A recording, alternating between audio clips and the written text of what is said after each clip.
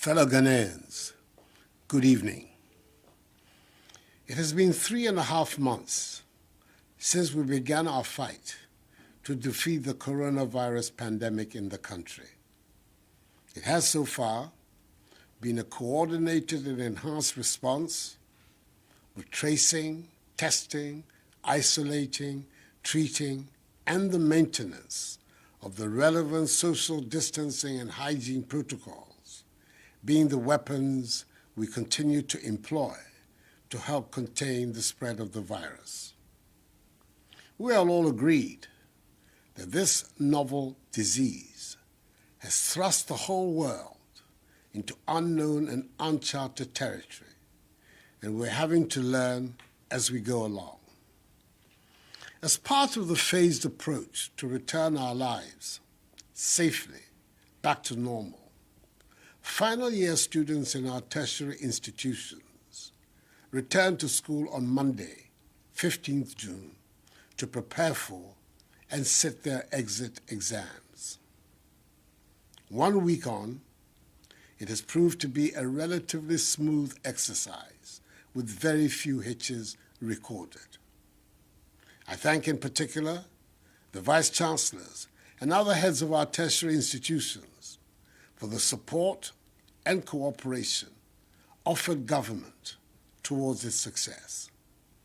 Indeed, decisions like those being taken by the leadership of Sunyani Technical University in the Bono region to sanction students, lecturers, and non-teaching staff who flout the COVID-19 protocols reinforce the collective determination of the majority of Ghanaians to defeat the virus. From tomorrow, Monday the 22nd of June, the next batch of students who will be going back to school are final year senior high school students, SHS 3, and second year Gold Track students. On Thursday, I held consultations with members of both the Conference of Heads of Assisted Secondary Schools, CHAS, and the Association of Principals of Technical Institutes, AFPTI, to agree on the modalities for the return of the students. Despite the short notice for the meeting, I was happy to see the impressive turnout of their executives from all parts of the country, and I'm grateful for the wholehearted cooperation they pledged to government. Like their seniors at the university, SHS 3 students will be in school for a total of 6 weeks before sitting for the WASI exams over a period of 2 weeks. SHS 2 Gold Track students who are returning to complete their first semester, like their Green Tracks colleagues have done, will be in school for 6 weeks before going on vacation. All 1,167 senior high schools in the country have been fumigated and disinfected. Each student, teaching and non-teaching staff, invigilator, and school administrator, numbering some 800,000, will be provided with 3 pieces of reusable face masks, i.e. 2 being provided tomorrow and the 3rd within a fortnight. Nonetheless, I encourage parents to provide their wards and children with at least 1 face covering on their way to school. A total of 18,000 Veronica buckets, 800,000 pieces of 200 mils sanitizers, 36,000 rolls of tissue paper, 36,000 gallons of liquid soap, and 7,200 thermometer guns have been distributed. A maximum of 25 students will be permitted in each class. All-day students in schools with boarding houses will be resident in these boarding houses, whilst day in schools without boarding facilities will commute from home and will be required to adhere to enhanced hygiene protocols. Eating in dining halls will be in appropriate numbers, and no visitors to the schools will be allowed. There will be no mass gatherings and no sporting activities. Religious activities under the new protocols will be permitted. Social distancing and the wearing of face masks are obligatory in our schools. One dormitory block in each senior high school is to be used as an isolation center in the event of a student falling sick.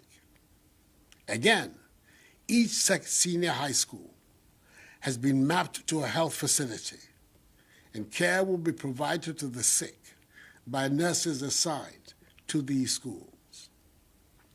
Through the National Food and Buffer Stock Company, enough food supplies have been distributed to all schools.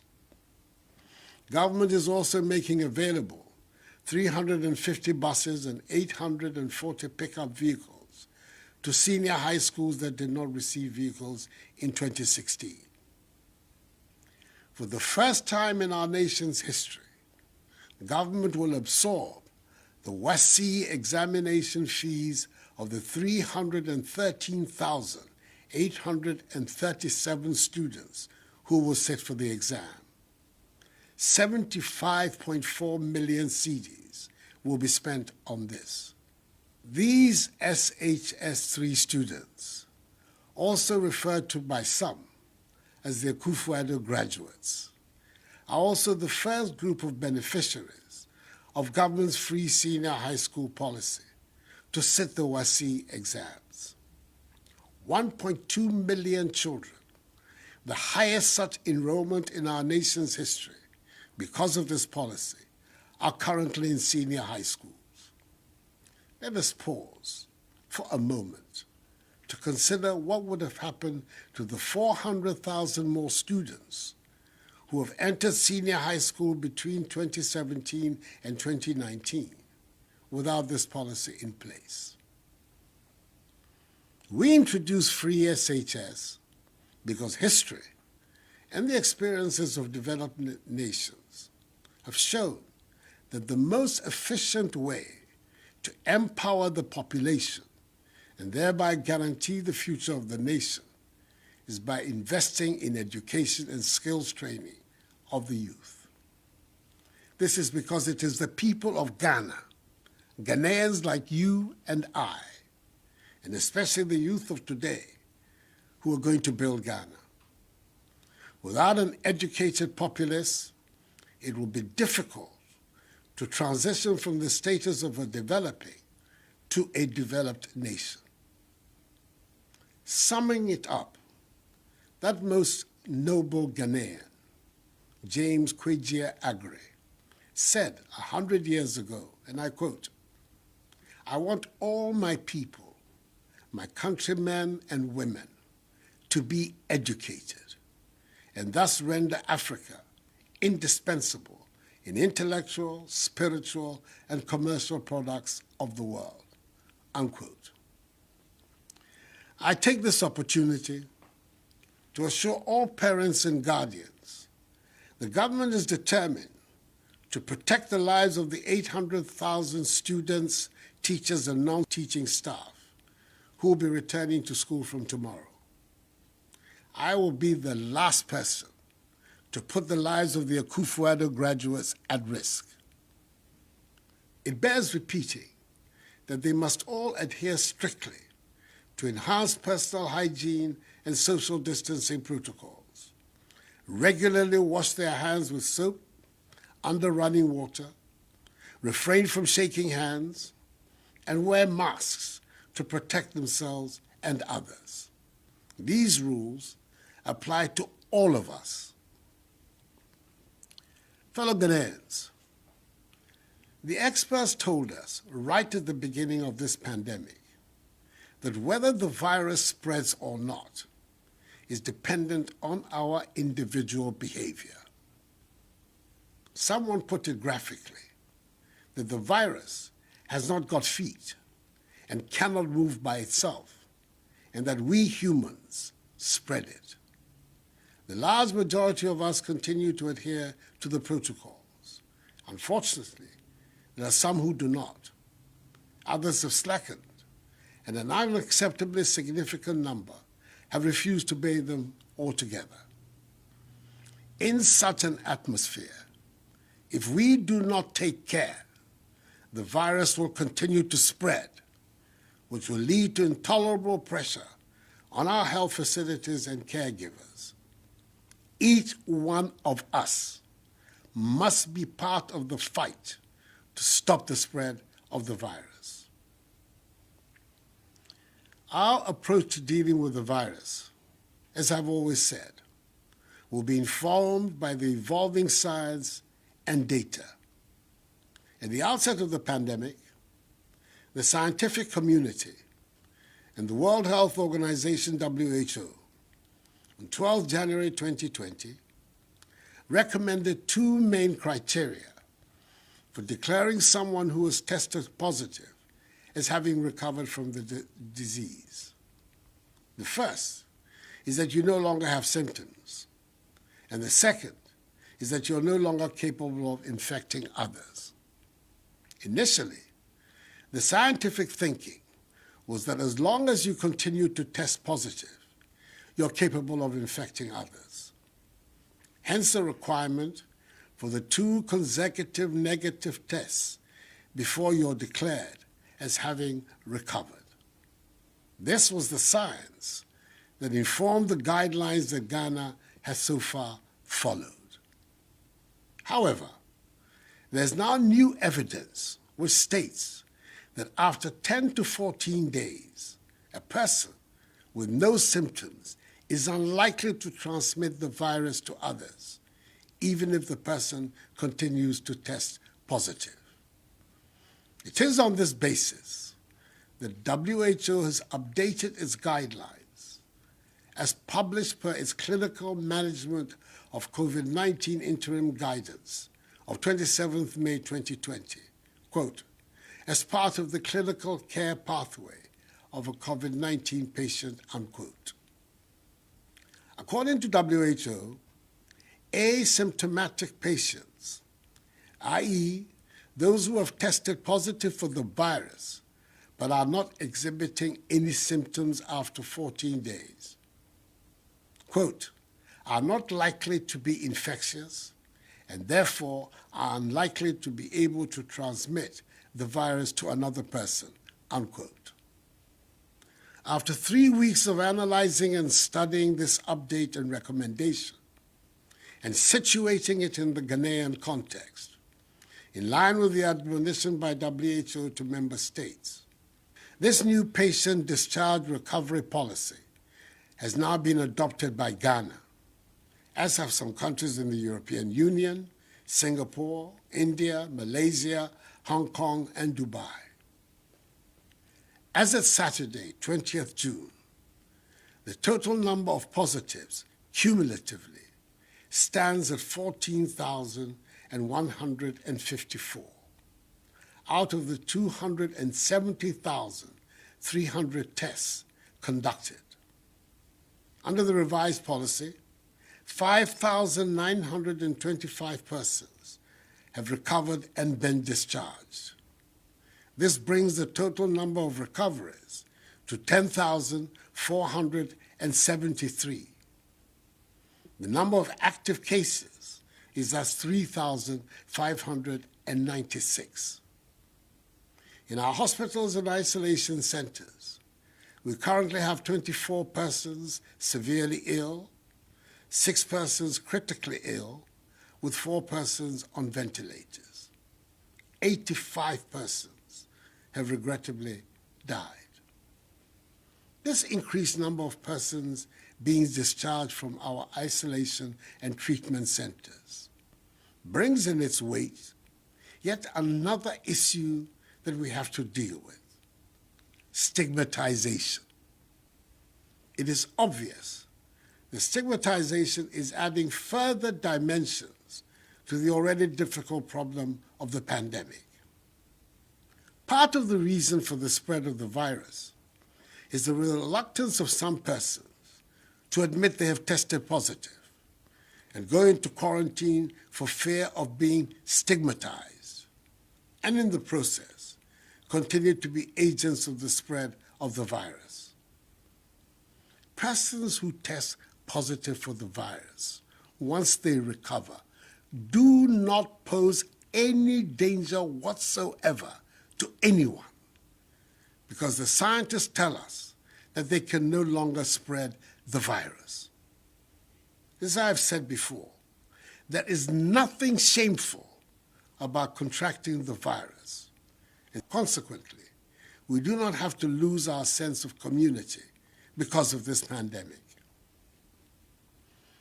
Fellow Ghanaians, in line with our policy of providing optimal care for the sick and reducing COVID-19 related deaths, government continues to mobilize holding bay, quarantine, isolation, and treatment centers across the country. I thank the Ghana National Association of Teachers, GNAT, for their admirable civic gesture of making available their facility in Ejiso in the Ashanti region, and the Catholic Bishops' Conference for agreeing to the use of their facilities across the country as isolation centers in the fight against COVID-19. These are timely offers which will ensure that our overall healthcare systems are not unduly burdened and overrun. Such institutions deserve the sincere appreciation of the entire nation, as does the gesture of the Minister for Environment, Science, Technology, and Innovation, Professor Kwabena Frimpong-Boateng, who was offered a 70-bed hospital in Twase in the Ashanti region as a COVID-19 treatment center. As I indicated in my address to the nation last week, the great majority of cases are in the Greater Accra and Ashanti regions. For these two regions, I've approved further investment in the following areas: additional ICU bed facilities in Greater Accra region, a new treatment center for Ashanti region, additional laboratories to strengthen clinical care to allow for real-time results, more medicines, consumables, and equipment, and formal arrangements for a pool of specialist health professionals to complement the respective resident multidisciplinary health teams at various treatment centers. We continue to be indebted to our health workers and express sorrow over the death of Dr. Harry Owusu-Boateng, a pediatrician at the SDA Hospital in Kwadaso, Kumasi, and Akufo-Addo, a nurse with the Ghana Manganese Company Hospital in Takwa, who both died in the line of duty. May their souls rest in perfect peace. I also urge the media to continue the positive work of public education they have been engaged in, especially now as restrictions are being systematically eased. Before I conclude, let me remind all Ghanaians, once again, that the wearing of masks is mandatory. Leaving our homes without a face mask, a face covering, or a face shield on is an offense. The police will conduct random checks in the enforcement of this directive. If you are arrested by the police defying this directive, your sanction could be severe. So please, let us all, at all times, wear our masks. I appeal to each and every one of you to take this as a personal challenge and help rid Ghana of the virus. Even though we now have a better understanding of the dynamism of the virus in our country, even though the majority of people who contract the virus do not show any symptoms at all, And even though Ghanaians are not dying in the hundreds and thousands that were originally anticipated, we cannot afford to be complacent and let our guard down. Let us remain focused and adhere to the enhanced hygiene, social distancing, and mask-wearing protocols that have and must become part and parcel of our daily lives for the foreseeable future. We can do it if we work at it. And if you're Chineko, SHS 3-4, besa ako school, busumi mienui. Ako suadie, na one tumi atro on social etwato. SHS 2 go track for also, besa ako wie one term edikan. Send a green track for aye. Then she say, yeah, and they say, Emra woni wo school no. Awofo intumi nkosra won ma ewo won da body. You say be den ama awofo. Nanso eye mayema no. Na me hia awofo bo. Say aban school for mpanyinfo ene teacher for. Pressure school for no so abo wo ho ban sene efata. The one wie nsohwe na woni asane abefie asomdwe mu. Brimpa bo eta wonyina echi. The one etwa nsohwe no fe. Anyame me keje wo SHS 3B by a school ka shi no jin enyo. Kone ameya kaseni ke ha ame exam. SHS 2 go track bi hu baku amese. Ni ameyagbe ametemena tomo green track bi le efe. Milake ibawa ka ha follow ake amenye ameasra amebiye. No jenyo ne fe. Shinakai bahi ke ha wo school biye. Mi wo nyesiake government amachole onupai ke chole fe ba kwenye biye ojogba koni ka me gba exam na ma kusa me ke bashia ojogba mi sole ha me ni amaye nkunim. Let me in conclusion wish the Akufo-Addo graduates, the SHS 3 students and their seniors in university the best of luck in their forthcoming examinations, which will be conducted in safety. Ghana needs them all for her progress. May God bless us all in our homeland Ghana and make her great and strong. I thank you for your attention.